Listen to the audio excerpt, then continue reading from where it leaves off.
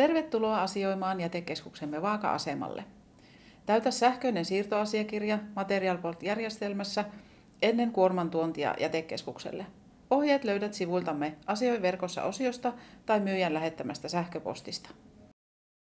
Kuljettajan tulee itse tehdä kuorman kuittaus siirtoasiakirjalle, tällöin saamme kuljettajan yhteystiedot ja voimme tarvittaessa olla yhteydessä jätekeskusasioinnin aikana. Kuorma kuitataan kuljetukseen, kun lähdetään ajamaan jätekeskusta kohti.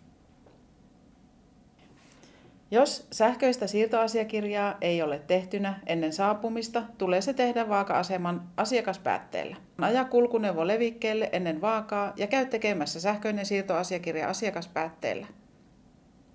Jätekeskuksella asiointi on sujuvampaa, kun sähköinen siirtoasiakirja on tehtynä etukäteen. Siksi suosittelemme sitä kaikille vaaka-asiakkaillemme. Kun sähköinen siirtoasiakirja on tehty ja kuitattu kuljetukseen, aja vaalle.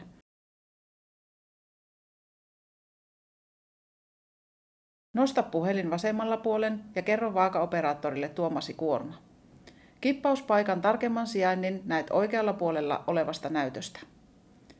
Mikäli tarvitset apua kuorman purkuun, pyydä vaakaoperaattorilta urakoitsijan yhteystiedot. Kuorman purun jälkeen aja uudelleen vaalle ottamaan tyhjäpainot ajoneuvosta.